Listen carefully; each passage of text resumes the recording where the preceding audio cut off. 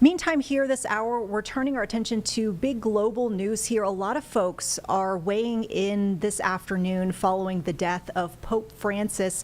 The Pope died at the age of 88, we know, following some health concerns. Most recently, he was trying to recover from double pneumonia. And we're seeing a lot of folks sharing their thoughts on the Pope's legacy and also his impact as the head of the Catholic Church over the last 12 years. And lots of folks in the Charlotte area are taking the time to share their opinions with us, so we really appreciate everyone. One of the people we want to bring in right now is Paola Garcia, who's a spokesperson for Camino. And so for folks who aren't familiar with Camino here in the Charlotte area, this is a bilingual group which helps serve some of the community needs, particularly for our Latino community in our area. And so knowing Pope Francis and how outspoken he was about the migrant community, about welcoming folks who might be in a country trying to leave concerning circumstances in their home country, we know that this death, the news of his passing is likely hitting some folks hard. But let's bring in Paola right now. And Paola, thank you so much again for taking the time to speak with us. I guess first, right off the bat, what do you have to say about the news of Pope Francis's passing? How are you feeling today? And what are you hearing from the community that you serve at Camino? Well, first of all, Vanessa, thank you for having Camino here to be able to speak on this issue.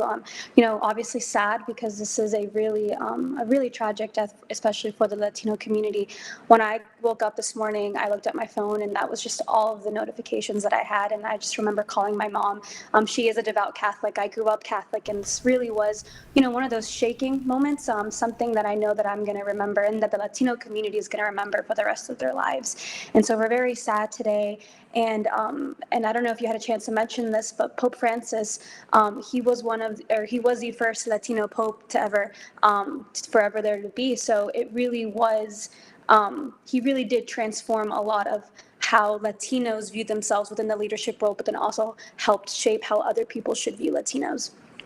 Yeah, I think that's a really great call out that you had there regarding his Latino roots. We've had in our reporting throughout the day the fact that he was the first Latino Pope, and that really brought a different perspective and a different way of doing things at the Vatican. And we know that as far as, rearranging some of the ranks there within the Catholic Church, he actually brought in a lot more diversity other than himself to leadership roles there at the Vatican. So, I mean, if you could speak to that, why do you think it is so important to have that type of perspective being acknowledged at that high of a level after, I guess what would be centuries at this point of prominently and predominantly European influence in that realm?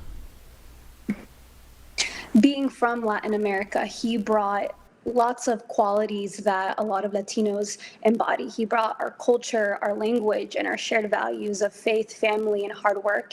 And he really did bring that to the world stage. And his journey to where he ended up being, especially as Pope, that really sets out to be a reminder that leadership doesn't have just like one face or one accent, that leadership really can be about what you're able to bring to the table. And at Camino, we believe that the future is Latino. And when we say that, that's not a political movement, it's a demographic destination. We know that the Latino population will be the largest population within the United States. So when we say that, part of our messaging is also, hey, Latinos, take a seat at the table.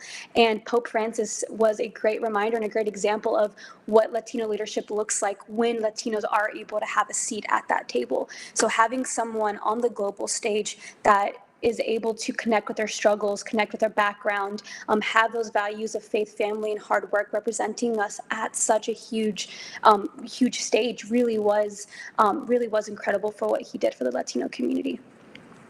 Now, I mean, we know that Pope Francis was among other features and factors, known as a fairly progressive pope, and we know he even chose his name after St. Francis of Assisi, just based on St. Francis's background as, being there for those most in need, coming from a background of humility and wanting to basically embrace those who might need the most in a community.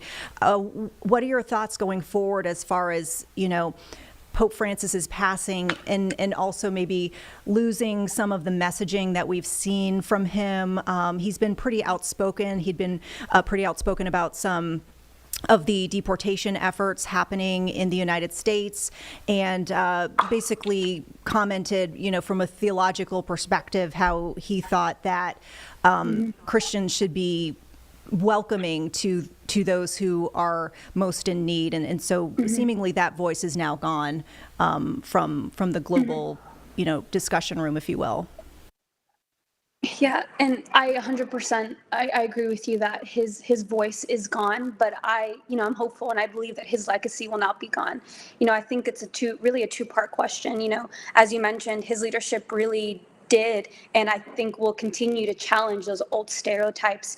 And I believe that he offered a new and powerful way to especially view others and view those of the Latino community.